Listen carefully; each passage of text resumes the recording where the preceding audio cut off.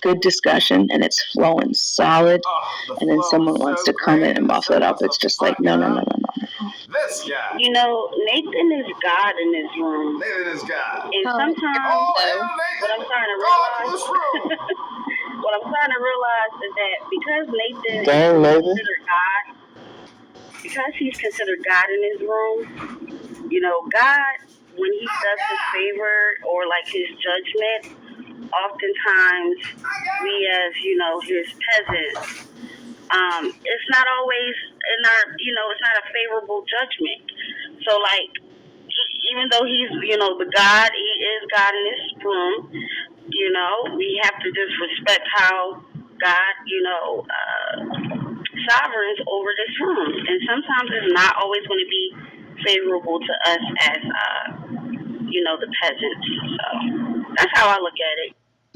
No, it's interesting. I thought that too for, you know, like when I first started coming. But then I realized that he's actually, this is me, very deliberate. And if I back out and I look at it, I'm just like, oh wait, I can see he's 3D chessing this. I can see the way he does this, because I've wanted to, you know, try to see, because just the way that he runs rooms, and I appreciate it, and I think that it's interesting. I mean, he's created this, so it's like, okay, wait a second, let's see what made him so special. Let me, you know, super micro analyze what he's doing. So I find that it doesn't seem like it a lot of the times, but so it's interesting. But yeah, I could be wrong about that, obviously, but I don't know. I see a deliberateness stuck deep in there.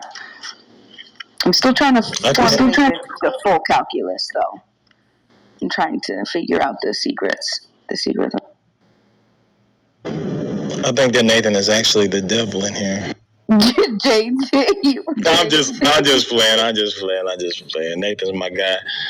Hey, I am curious though. I pop into the room every so often. What's going on with Pepe? I mean, I haven't seen him in a good. He comes in every once in a while, but yeah, I don't know anything. Anyone else know anything about what's going on with him? I guess not, man. Yeah, I miss my boy.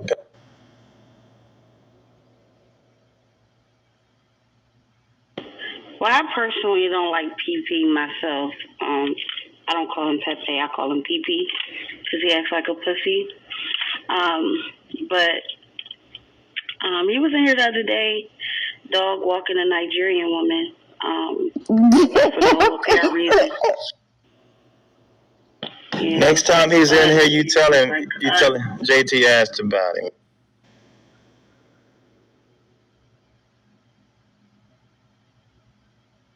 Because that's what I'm talking about. Me and you got like, oh my gosh. I think PP has a little PP, is what Oh, definitely has a little PP.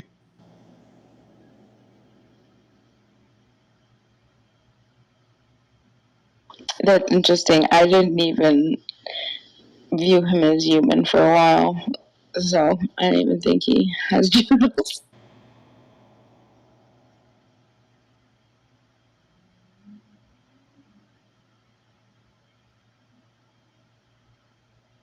Well, I have 30 minutes with you all, so what's the mathematics for today?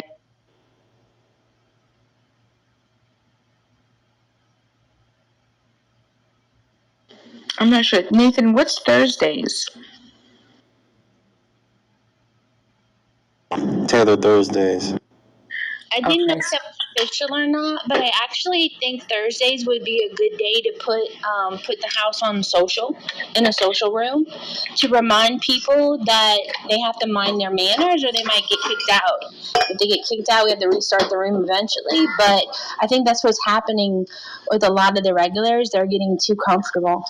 They know they're unlikely to be removed from the room.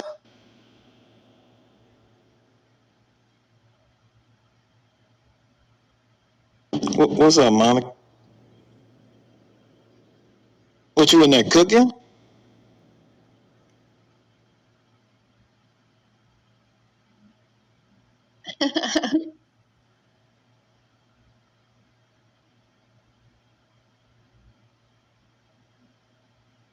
So it should be Tether Tuesdays and throw people out Thursdays. I don't know. I like Trans Tuesdays.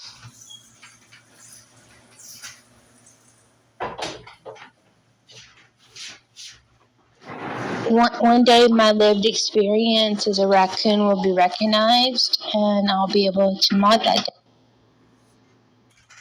The fuck did that dumb bitch just say? When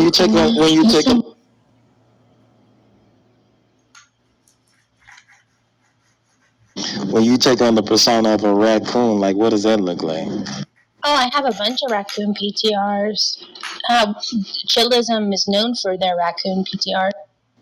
I like them as much. Chillism is definitely known for its raccoons. That is. But you make it something it's not. My God. Such a stupid. You make it seem like it's wrong or bad, and it's weird. It's a bad thing. You're gonna tell me that successful people that have adapted into the mainstream culture are tokens, or race traders, or what else? Uncle Tom's. You know, Uncle Tom was the hero of that story. He was amazing. He saved people, their lives, and he sacrificed much. That the Harriet Beecher Stowe story contributed to the abolition of slavery. You're right. You're absolutely 100% right. Uncle Tom was a great man. Yes, he was. But see, I think you have to put the raccoon characteristic into context. It's not just black people who are successful who have assimilated into white society. It's not that. It's something else. It's, black people who... It's not white society, though. It's not white society, though. I'm sorry, JT. No, it's I'm sorry, JT. Whatever definition you want to use, it's not that. It's black people who undermine black society for their own benefit. So, in other words, a raccoon, what they do is that they parrot the ideologies of the underbelly of white society, which has a white supremacist ideology for their own gain, for their own benefit. Somebody like a Candace Owens or Larry Elder, right, who will come out and undermine black society because he understands or she understands that by doing so, white people are going to benefit them in some way. That's the difference. See, Uncle Tom wasn't like that. He just cared about black people, so he did what he had to do. And I can respect that. But a Candace Owens or a Larry Elder, I can't respect because all they do is pander to white society for butter biscuits. That's quite butter biscuits. See, now this raccoon thing, applying it to race, I had no idea. I just learned a whole bunch just now. My mind, I live in a little forestry area, so I was thinking about thinking about the little cute raccoons. And I'm thinking about my groundhogs, my chickens. I'm thinking about all these things. So I'm thinking raccoon, I'm thinking an animal, but we're applying it to race. Now, that's weird, Monica. I don't know if I like that.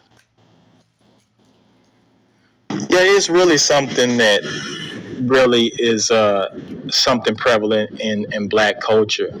It's just kind of a way to, characterize different personalities within black society. I mean, that's not the only characteristics. Like you have the Sambo, right? The Sambo character, who who also plays a role. You know, they come out and they do the jig and they entertain. You know, like there's people on TikTok and Instagram. Like I don't remember the names, but I'm sure there's a guy that you have seen on TikTok, right? It's a big Nigerian dude. He's real buff Nigerian dude with long hair, and he gets in front of white people and he shark bite. He bites, and then he does all this big swole. Now he does all this jiggly. Exactly. And see, these are the type of people, right? White folks look at and they say, "Oh, he's something," but he's really just like he is. It's really just Samboing. It's entertaining for the sake of white people. And back in the day, you used to have guys like that. I can't remember this guy's name in history. And it's probably gonna come to me as I'm talking about it. But he used to white folks used to put him on screen, and and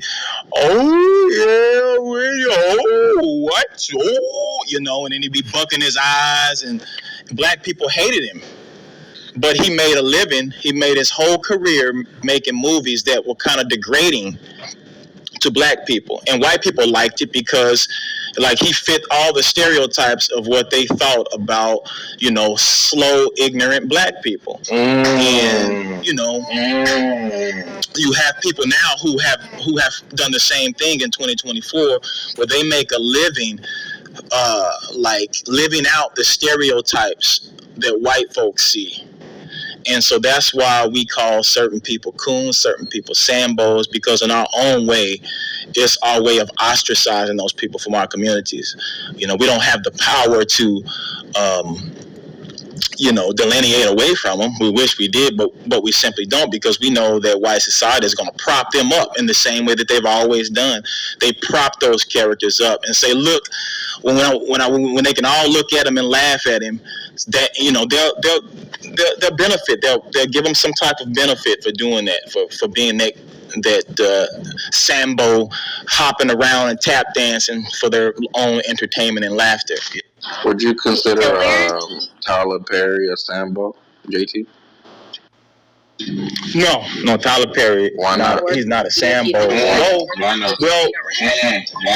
Well, because I think that what Tyler Perry does is he does hurt the black community in some ways, in particular black men. But what he's trying to do is he's trying to tell the story, right, of what takes place sometime in the black community, which is good, which is fair. Because there are some problems in the black community, and people who talk about it, like we have a lot of issues in the black community. I don't think that's a secret to anybody. But here's the problem, right? When we talk about our issues among each other, that's perfectly fine, because at the end of the day, we can look at these situations and know these are things that we have to work on as a community, and everybody love each other, and so we're going to do our best to try to make those things happen. The problem is that when you try to highlight those things in front of white people, not all white people, obviously, but there's a contingency of white people who are going to take those things and they're going to use those things against you and say, see, this is why this is okay to do, or this is why I say these things about these people, or I feel these type of ways. Tyler Perry is trying to tell his story of his experiences in the black community. Right, and if it was just us watching those things, it really wouldn't be a problem.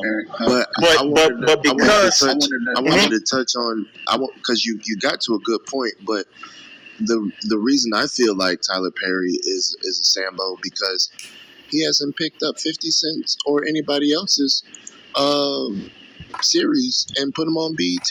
He just put his shit on BET. He don't do nothing for nobody else that has series and shit that are performing well. And that's why I say he just preaches a specific narrative. Do you know where his property is? His studios are?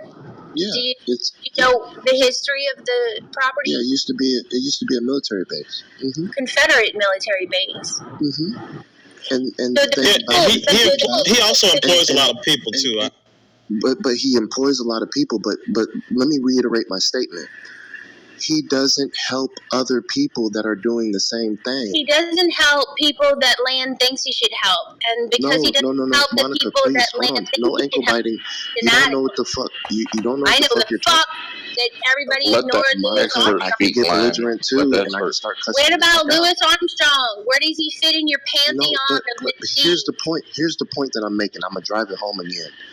All I'm simply saying is I would not consider him a Sambo if he was helping others do the same thing he was trying to do. That's all I'm saying. Man, But so I want to think finish he's my point though, real borderline. quick. Hold But I on, would say this though. I want to finish this real quick. That's what I wanted to have this conversation with JT, because what he said, it actually hit me a different way. Yeah, so you said you wouldn't consider Tyler Perry a Sambo. But I would. I think because like what Lamb was saying is that he always makes like productions that paint black people, not just black men, black people in a negative light, and that's for everybody to consume, not just black people, right? White people eat that shit up. Um, and so, but like, yeah, but I would ask you, if you don't consider him a Sambo, then for your reasons that you stated, would you consider him Samboing? Okay, we're going. Talk to you today. What are you talking about? Just send an invite, Courtney. I did. All right. Hey, Right. That, what up, bro? I asked Charlotte, what's going on, bro? Hey, what's No, up? I'm not an OT only. I am a Moses only Israelite. I only yield to Exodus 20 to Deuteronomy 34. What do I mean by that? I mean that every single Israelite in the Bible has that same position because every Israelite has to keep the commandments. That's all I mean when I say that. Now, when we have biblical conversations, what I don't do is I don't let other people's wisdom influence my understanding on the laws. I don't. The law is what it is because why? Deuteronomy 12 and 32 says, thou shalt not add or diminish. That's why I have the position that I have, to make clear. Yes, I have faith in Jesus. Yes, I know he really existed. Yes, I return and Christ return. Now, we may differ on understandings on that because I don't believe Jesus is coming back. Now, if I have had the space to have that conversation in a different room, that'd be a great topic. Right now, I want to talk about Leviticus 5 and 3. You already said being ceremonial unclean, but when you mosey on down to verse 17, it's going to teach that you're going to bear your iniquity. I want to know what iniquity that is, because then when you understand that, that means that you sin to be sin. Like the first word in Leviticus. Tell you that he is, because you don't have a way of knowing this. So you just take it on faith that he is. Absent any actions, you would just be, it's because he's like very powerful and he tells you this loudly and repeatedly. Right? Well, remember, he doesn't that you don't have any. Just designed humans intelligently, but I don't know if we need to call it God. God is a metaphor for many things: love, understanding, kindness, justice. Right?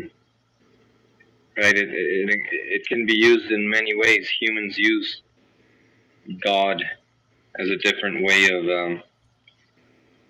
conveying the forces that act between humans and the ones that we want to promote, the ones that we want to follow, rather than the ones that are acting in our destruction or hindering our well-being.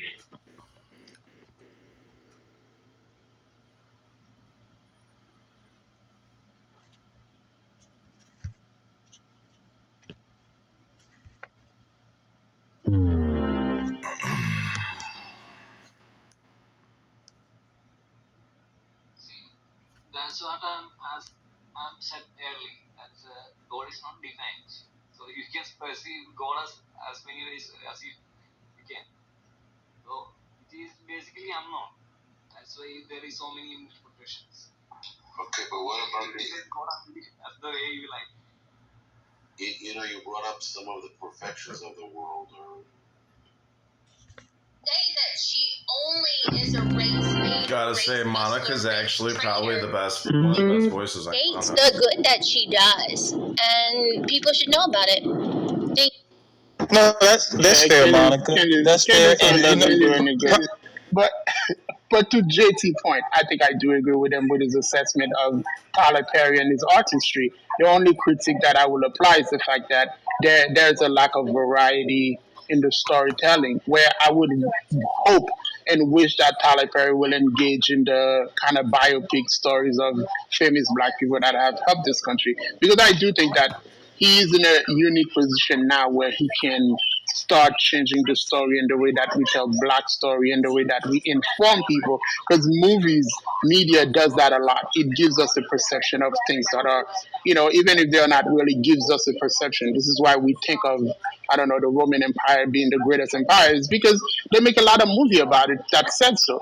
And I do think that he needs to venture into that realm so that he can balance out his portfolios of movie where the criticism is valid, where he is, overtly, detrimental to the black community in his film. But I think he needs to balance that out with a different aspect as well. That's the only critic I have for Tyler Perry. Outside of that, I think he's doing an amazing job. He employs a lot of black people. He's putting black people in the forefront that wouldn't otherwise be in the forefront. But he's putting black people in the forefront. And if you don't know Louis Armstrong's story, I invite you to check out Louis Armstrong's story, because he's done more for civil rights and desegregation than any of the leaders of the Black Lives Matter movement, and it's not even debatable. Go ahead. Can I interrupted somebody to get the sentence out. Whoever was speaking, please continue. This is Mr. Fix It. I wanted to comment on the Tyler Perry analogy. I've done some work in the entertainment industry, and I'll say this, that, Tyler Perry's ability to come from where he did and be able to build a production studio is an achievement. 50 Cent's ability to come from where he comes from and be able to build a whole line of movie series on Stars is an achievement. Every one of those persons, and Ice Cube also, have done a lot of great things in that space. And it shouldn't be a monolith of whether or not these people can work together in the professional space. I have no comment in that space if they ever have. But I'll say that if they could do it as individuals, they could continue to do what they're doing, and they're all doing it in their own way. And in what we tend to do, even in business, is the same thing. As opposed to finding out the how. People always talk about the fact that they live in the projects. They never speak about how they get out the projects, and those are the stories we want to hear. 50 Cent got out the hood. Tyler Perry got out the hood. Wherever it is in your head that you're stuck, can't find your way out, you have your own key for your own door. So I don't find Tyler Perry to be a coon, because I see him as a businessman, being a self-sufficient, black-owned business, hiring their own people, telling his story, and that's his story to tell, his trauma to visit, and his trauma to deal with. Just like 50 Cent tend to tell stories around his environment and how he grew up. And that's what we should be expecting from people, to be their authentic self. So to add to that, one of the things that is missing in business is that we don't value those differences and even value more the disagreements. So we could stay in those same rooms, disagree with each other, be respectful of each other, and continue to work with each other. So I don't want them working together, forcing a fake relationship. It's better to become more authentic so that when they do something, it's more impactful. And I land in that way of saying we need more of those people blazing their own trails in your own way and not feeling the need to hold up the whole community while you as an individual could only do what you can only do. Tyler Perry and all of them are doing a great job of what they're doing. I'll pause right there. I wonder why there is, this whole notion about being a coon in the black community. I don't know if there's an equivalent in the white community, the Hispanic community, the Asian community. I mean, how many other communities seem to be so guarded and work so hard to gatekeep, the black culture that seems to celebrate I don't know, ostracizing people who are successful. Like you'll be called out for embracing white culture or race traitor, sellout. Like anyone who tries to be successful, it's called a coon, a sellout, race traitor, and I don't see that in other communities, and I don't know why that is. Brian, I know why. I got this one. Monica. Monica, I got this one. Hold on a minute. I'm going to stop talking after I make this final submission, I promise, because I have to go. I'll go ahead. Should the black person answer that question, Monica? He was talking about other communities, right? Let me ask you, Malcolm. Let me ask you if what I'm going to say is wrong. Okay? So it's been my observation that it's a survival mechanism. That because of the history in the country, trust comes sparingly. And if they are finding someone who's too comfortable, and I don't think it's whiteness, I think it's Western civilization, then they look at them and they're like, are you going to betray and hurt me in the future? Are you worthy of my friendship and affection? Because look at you and look at me, and we are very different. All right, Nicholas, and then Malcolm. Damn, you guys have Monica did a good job with that response. She's been on Clubhouse way too long. Don't. But anyways, that was pretty much what I was gonna say. I do think that there is a whole historical context difference. Malcolm, come on, bro. Let me land, okay? There's a difference between the history of people in this country and what they went through if you're black versus, like, okay, for example, Latinos, we give you, like, the no sapo Mexicans who want to assimilate so bad shit, but it's not to the same level of, like, the animosity that black people do to, like, conservative blacks, because they view them as, like, a threat. And I think it makes sense. Like, black people have historically had to stick together to survive and do well in this country. Whereas we pretty much, Latinos have just, after 2 generations, we've, like, low-key quickly assimilated and moved relatively well up the ladder. I mean, we're not where we need to be yet, but we are, like, we're still doing okay, And the second thing I was going to say was, with regards to, like, I think our historical context, like, I think there's kind of pressure in the Latino community to, like, not be as aggressive because we are guests in this country a lot of times, right? Like, we can't really complain about a lot of things that black Americans complain because my parents chose to move here. They weren't dragged here in chains, So anyways, that's all I have. Yeah, that's a good word, Nick. And Monica, that wasn't a bad response. Monica, a question for you, but I want to first answer Brian's question. But a question for you, if you could please outline the great civil rights achievements of the great jazz player, Louis Armstrong. I'd love to hear it. Brian, the difference between Africans in America and these other groups, particularly European Americans, in relation to us is power. European Americans don't have to coon with black people because we have nothing to give them. The so-called coon, which is a foolish term, is the person not just so-called selling you out. They're elevated in their status, in their relationship to power by behaving a certain way. If Monica or any European American in this room behaves a certain way, they don't get elevated. I can't elevate them. Tyler Perry can't elevate them. You know how people always say money equals power? African American entertainers should be the ultimate proof of the foolishness of that concept without context. Tyler Perry has no power. Oprah Winfrey, $1 billion, no power. What a local mayor has more power than all these athletes combined. So what happened to the notion of you got money? No, you don't. The so-called coon is a person capitulating to please a powerful group of people to elevate his or herself, and they do it at the expense. Because remember, the so-called first coons are European Americans and so-called blackface. So these other ethnic groups, one of the biggest difference between us and every other ethnic group is we challenge, when we get positions of power, how America is run. If tomorrow, I would love to see the gay community tomorrow, writ large, come out against American policy in Cuba, and you'll watch them get fried like some doggone ham. The suddenly so-called privileges that y'all think these gay people have, these other ethnic groups say nothing about U.S. foreign policy. They have no criticism of capitalism. They don't check the system for things that don't disturb them, like racism. So their ability to, or choosing to go along with the power as it is the reason that they look like they're being favored. You couldn't find an Asian nationally right now today on a national platform who has anything to say about what's going on in Israel and would look like they side with Hamas. If they did, they get treated black overnight. That and a white person. They didn't kill John F. Kennedy by accident.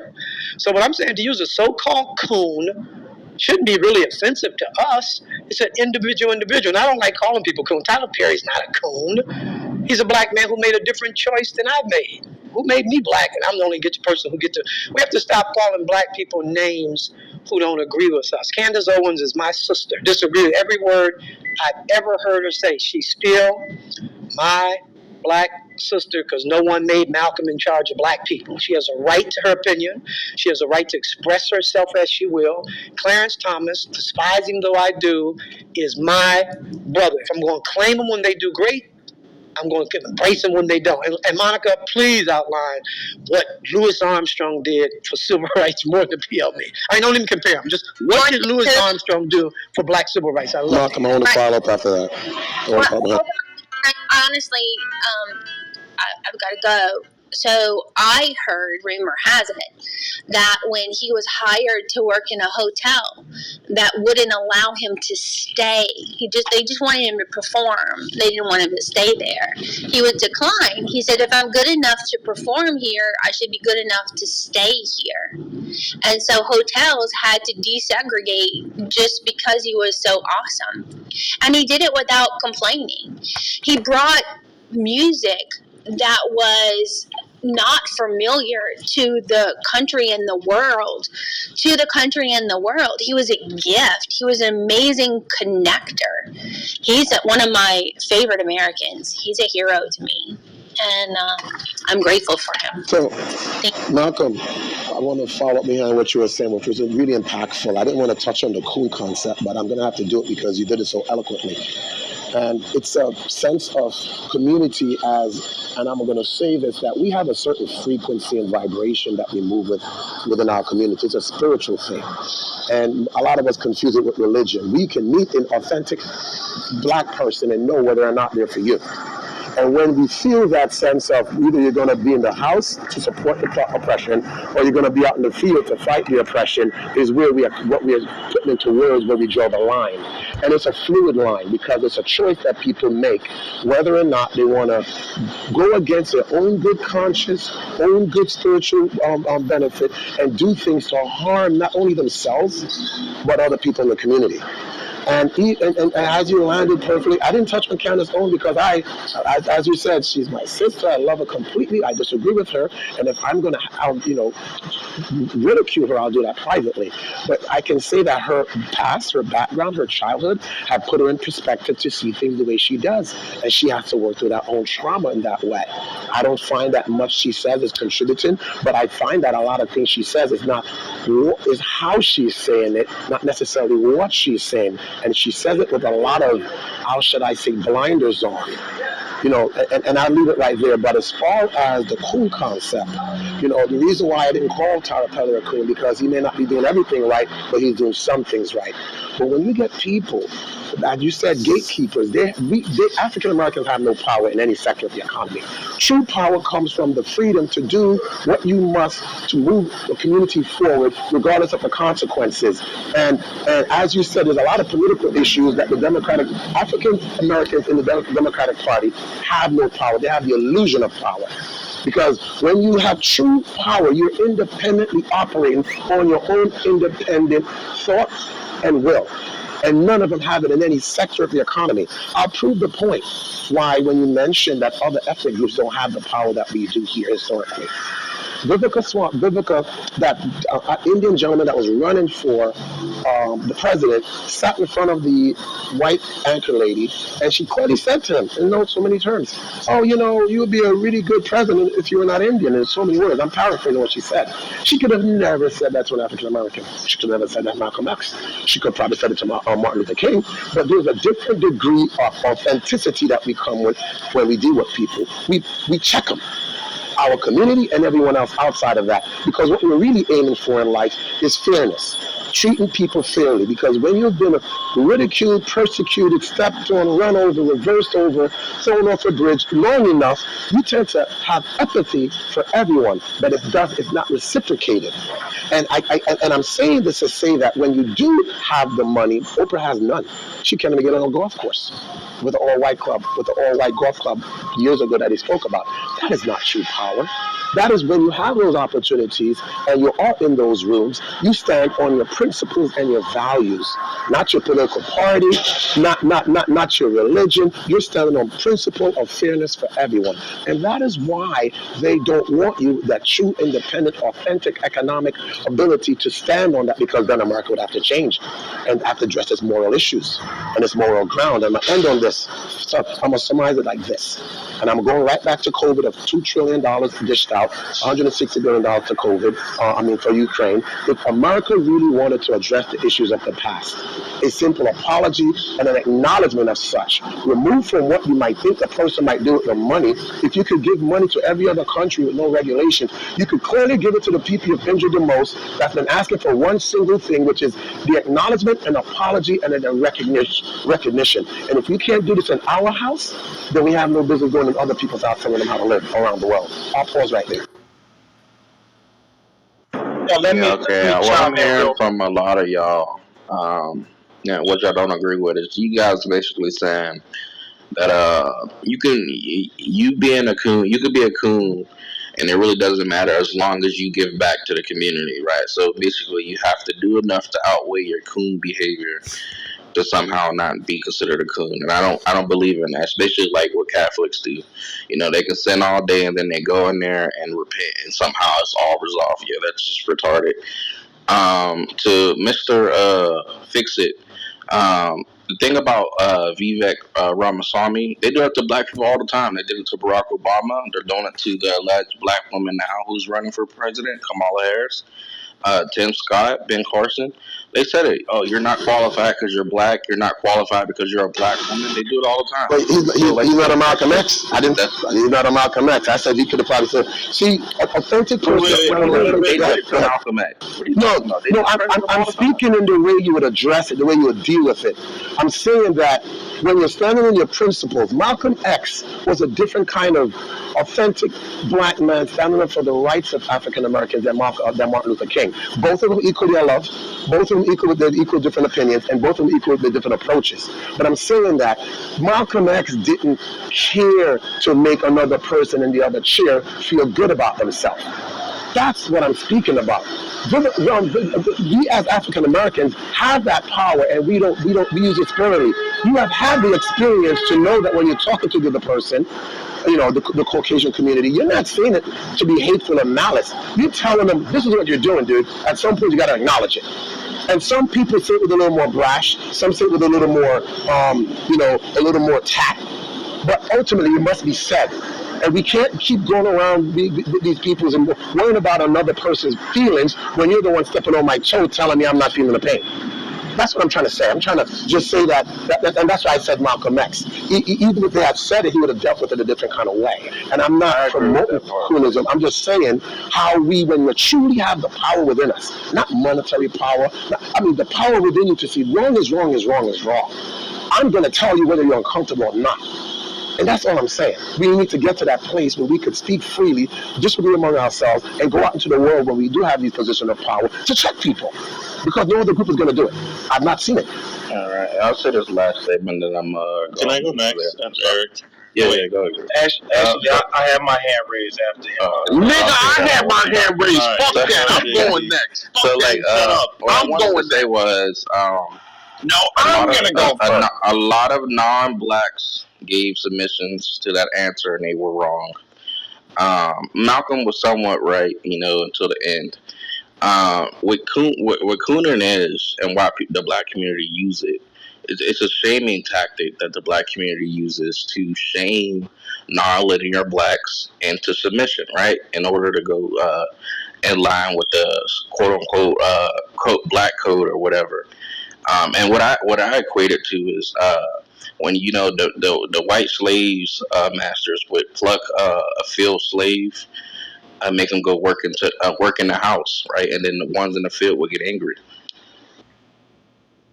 Oh, that's a great Alexa, point, add a 9-volt battery to my shopping list. And that's exactly why I mentioned that in the beginning. And right. And I do agree, Elder Malcolm, I agree with a lot of what he says. And also the brother, Mr. Fix-It, I agree with a lot of what you said today too. Where I have to push back is with the Candace Owens and how we classify people like her and Larry Elder as coons. I think it's a necessity to be able to ostracize people like that from our community, because what she actually does is that she makes our oppression okay, right? She's a harm to the community, right? By the things that she says, by the things that she propagates, she actually harms our community. And harming the community is problematic, right? In other racial demographics, for people who they consider, like, say, for example, the in-lover or somebody who stepped away from their codes, they did much worse to those people. These people can still walk around freely in society without being harmed. But the one way that black society can say, you know what, I disagree with her stances on these things, the things that they say and do are problematic and harmful to our community, is by ostracizing them and saying, no, we don't stand with you. The ways that you behave are unbecoming of the direction that we want to go. You pander to white supremacy, because that's all we're saying when we say these things. If I call somebody a coon, immediately you can understand, like, all of these things being within that person's personality, right? So I agree with what you guys said as far as those things, but us having the ability and the right and the justification to call somebody from our community who's actually harming our community a coon is something that I think not only do we need to keep, but we need to expand upon that when it comes to, especially in particular, politics and people who are supposed to be representing us, right? That's one way that we can let each other and everybody else know, no, we do not rock with that person. That person does not share our interests, our desires. They do not hold the narrative of what Black America expects. Alrighty, so can I respond after you, Nicholas? Real quick, Lele, because they gotta go to a meeting. All right? After you. Okay, so someone brought up a point earlier about like the Cubans and the gays and how the Cubans are advocates of the gays, and I think it got me thinking, right? Maybe this is part of the problem with the black agenda. You all are asking for too much. Like, you literally want everything under the rainbow and $3 trillion in a Tesla, like, for your community. And I think that's part of the problem. You guys narrowed the scope of what you were requesting and got more granular. Instead of just wanting everything to be fixed overnight, I think you're looking for progress as a community. And I know that sounds kind of ruthless to say out loud, but I'm like, that Kiwa comment actually made point. Like, the gays kind of stay in their lane. They got what they wanted with marriage equality, and then they moved the fuck on. And then, anyways, I don't think you can compare yourself to that group, because 40% of the gays are Republican. I don't know if people know this. But that's all I had to say for now. Like, where did you get that from this conversation? No, I'm just curious. Someone brought it up. Like, I just wanted to say this one thing. We definitely need reparations. Now, I agree with that. Before we get into the reparations, let me just say this to JT. JT, listen, you have to look at it like this. If you have a problem with black people highlighting degeneracy in black culture to everyone so they can wake up and then change, you're the coon. I consider you the coon. And by you on this stage defending bad behavior, and it's so much of a bad behavior that white people are making money off of that bad behavior, right? If you look on YouTube, they have documentaries where people from the UK talk about black culture, the hood, black gangs like O Block. All of them are made by white people. They're making money off of this degeneracy. And then when Candace Owens calls it out, like, hey, this is us black people, wake the fuck up. And you get mad at us for calling out degeneracy in black communities, you're the coon. And if you think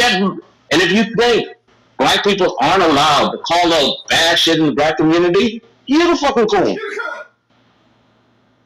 Nathan, let me respond to that real quick, because what you did was you told me that you wasn't listening to anything I said. I mentioned before, when I very first started talking, that the black community has a lot of problems. The problem is that when we're speaking amongst each other, it's not a problem. These are issues that we need to deal with amongst ourselves. But everybody is not going to take that information and use it to help each other as American citizens. Some people are going to use that knowledge and against black people. For example, right? Even way back during Reconstruction, when black folks were building some of the most successful communities in this country, we were quote unquote pulling ourselves up by our own bootstraps. That was during the time that they started creating the Sambo caricatures and touring, doing shows where they were depicting black people as monkeys and careless degenerates.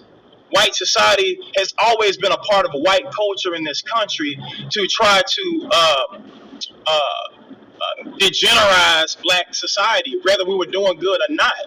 And that's what I'm speaking to. You have black people in this country who do the same thing now, regardless of how well black society is doing. And by that same token, right, never speak out against the opioid national crisis that we've been faced with for the last 20 years, by which our tax dollars are being spent, or the pedophile epidemic that's also been taking place in white society, right? You have whole communities being ravaged by these two things, and white people on these same networks that day after day talk about black on black crime in Chicago never mention these things, and our tax dollars are actually funding these things. Now, to add to that, Nathan, what good does it do for Candace Owens to get on in front of white people every day and run down black society? Does white society ever pump any funds into these communities or ever try to get boots on the ground to actually help these communities? No, they don't. In fact, if we look at the history of how American society has treated these communities, we see where the actual problem is. So you create the problems and then you turn around and run the people down about the same problems that you created. That's not being helpful, and that's my point. People like that only help to harm the black community. They don't help it. Getting in front of white people, talking about how bad black people are, makes you a coon. Me saying that only highlights the degeneracy of how white society uses white supremacy to further dehumanize black people in this country.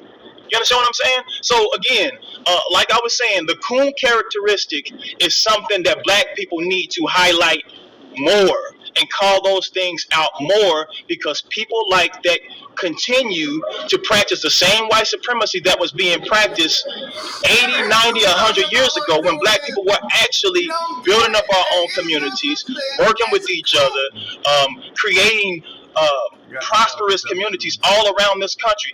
It's a part of American culture. Now, I know you probably don't understand that, right? Because you're not necessarily from the soil here, but that's just what I'm telling you. I want to respond quickly to say that I'm going to elevate it a little higher and just reference. Mr. Fixer, can you turn your volume up a little bit? You're coming in a little low. Sorry, it was turned down. What I'm going to reference is two premises here. When both, and I'm going to speak for myself. A lot of times when I may say white, I'm referencing the government and the 1% of the oligarchs that run the country, because I know there's 90% of the white people that live in these trailer parks are just as distraught and economically stricken as the rest of the black community. So the supremacy system doesn't help a common poor middle class white person, but they benefit from the proximity to whiteness to have the illusion that they're helping them. And they themselves, because they don't understand how harmful it is to themselves, they sort of don't align with the economic situation that they're in. Because the American government is set up like the aristocratic system that board it, and it's function on the capitalism to have a system where, in England at the time of the inception of America, they had an aristocratic system of hierarchies of royalty. They took that and put it into a capitalist system to say we're going to have a hierarchy of people working, and the glass ceiling is no more than we're going to hold the line here, because if they get past this management position, the executive position, the CEO position, then they're going to overturn the system. So when we talk about white supremacy, and I may use the word loosely and say white people are Caucasian, I'm not talking about the common white person in this room or the common white person in the neighborhood. I'm talking about the infrastructure of legalizing discrimination, the infrastructure that people don't see the harm that it has done and marginalize the African American community to its detriment. And then you have people that participate in the system, again, with no real power, but the illusion of power. So I agree with the need to highlight that, but I just want to reference and preference that when if I may say white, I'm not talking about the common white person. I'm talking about the Elon Musk of the world, where and the Warren Buffetts of the world, where they're immune to that stuff. They're immune to it. And I'll say that if you do business on a high level, you disappear. You can't. You in New York City, you can go from East New York to Manhattan and go to a college and be the only African American in a college, in the classroom, in the business school, in the master's program. And you may say, well, they have a opportunity to walk through the door, but then when you go to the school system like Thomas Jefferson, and you see that they're the first school in New York City to have a metal detector, because they grew up in a system where the government, the federal government, purposely put drugs in the neighborhood to fund the Nicaraguan War and the Colombian Wars and the wars in South America in the 80s. Purposely did that. This is the system on which I'm speaking about when I'm talking about the infrastructure of white supremacy that they hide behind. And we know what they're doing, and we are dealing with it. And now, I'll say this, not laughing or gloating. The chicken has come home to roost where the fentanyl is destroying the Midwest and these rural areas. And that's what happens when you allow the government to run roughshod over a citizen. And while we're screaming, it's going to come to you soon. It may take 20 or 30, 40 years, but you're going to be right where whatever they do to the African American community is an experiment on the country. I'll pause right there.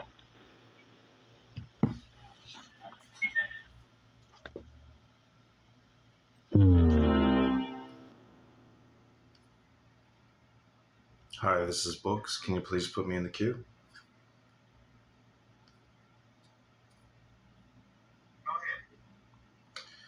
Yeah, I have many books, and there's many terms I've just heard on this stage that I've never read in books. So thus, it's not from formalized knowledge. It's from your opinions, your memories, your culture, your language, your society, yourself. Coonery is not in books. That's a concept. Whiteness is a concept. Everything the speaker just said is a concept. Reparations is a concept. This room is dealing with concepts, not facts. It's dealing with fiction. Everyone here in this room is dumber for listening to everything that was spoken in this room for the past hour and past probably 365 days that Nathan has been changing baby diapers while his wife works a full-time job. He's the real coon, and you're all more coons because you are all in the coon kingdom of Coon King Nathan. Thank you all very little. This is Books, and I am complete.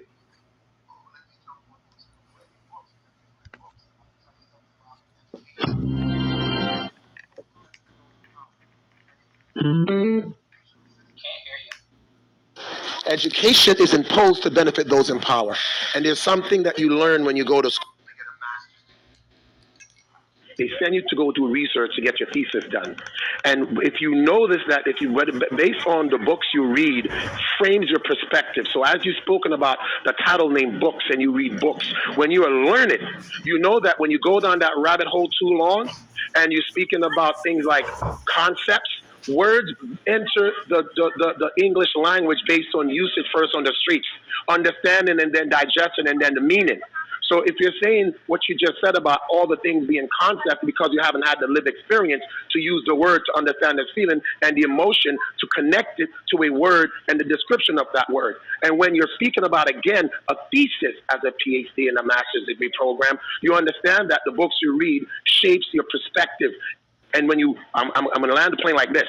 You could go to any classroom, read up any books about any country, do your thesis on it, and when they do an in-country visit, you're going to realize, and this was 30 people in a master's program, realize, oh shit, my thesis was wrong. Because when I came here and had the lived experience, what I read was not what I experienced. So I'm going to land the plane like this.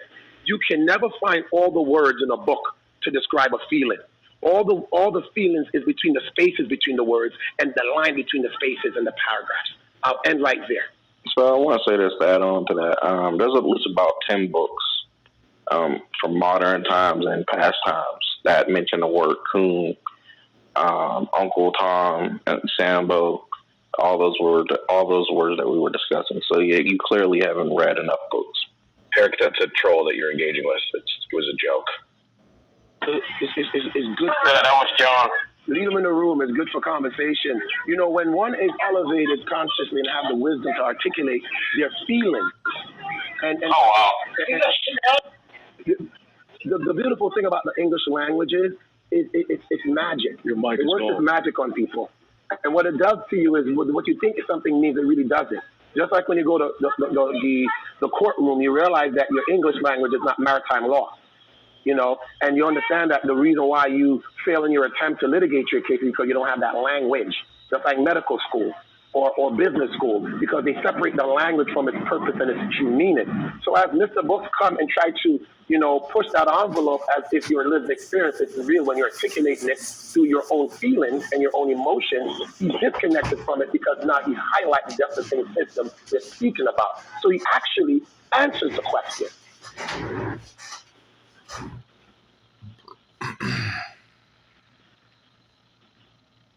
Great, bro.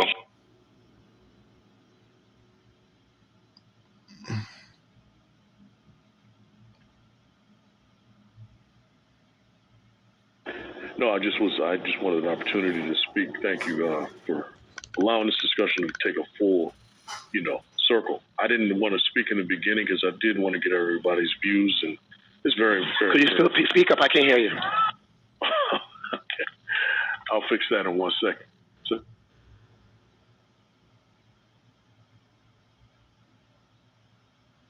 can you hear me? Yes, you can. Yeah. Okay. All right. Yeah, I can hear you. Okay, perfect. So what we are actually discussing is something that has been in a private transcript for quite a long time. An idea of a private transcript is something that is strictly available to a cultural identity, whether it's Mexican, white, black. We normally have these terms within our community for quite a long time.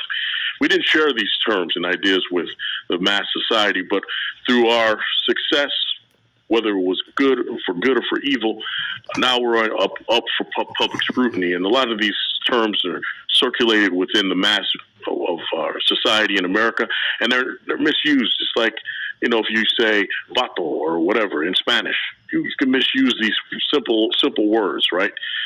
And so the concept that we're discussing is great, because it's propagating a culture that is overlooked quite frequently. But we do need to always remember to have care, and I believe everyone is doing their best here in the room, and I appreciate that, to remember that we're talking about an oppressed people that are trying to regain the scope of their culture through discussion, not through power. And this is one of the things that's going on here. A number of individuals are explaining the aspect of coonery or coon, and it's a way of us reclaiming that word and redefining it outside of what mass media may have taught you or what school or peers may have taught you. So it's very good that we're having the discussion because we're allowing the scholarship to continue, and that's just my input. I appreciate you guys for listening. Great. I'm not saying it's a finish line. I don't think there's ever a finish line, as far as you said, our race is trying to. Listen, Brian, this is Books. I have to interrupt. What Umar just said is stupid. There's no such thing as coonology. It's not a field of science or research or culture. Everything that has been said in this room, again, is the coonery that you're speaking of. It's like coons self-analyzing coons. Kumar, I'm just asking, what measures or what measures would you use to say that progress is real, or at least the minimum what indicators, whether they're cultural, behavioral, monetary, legal, whatever, how do you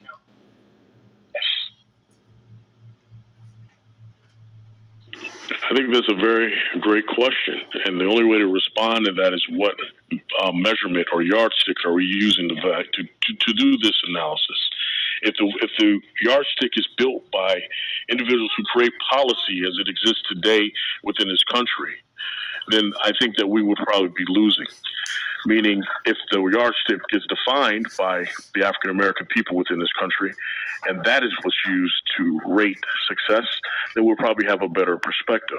But in this world of policy and culture, we have to find a middle ground. And I think that's what we're looking and discussing about now after you bring in that topic.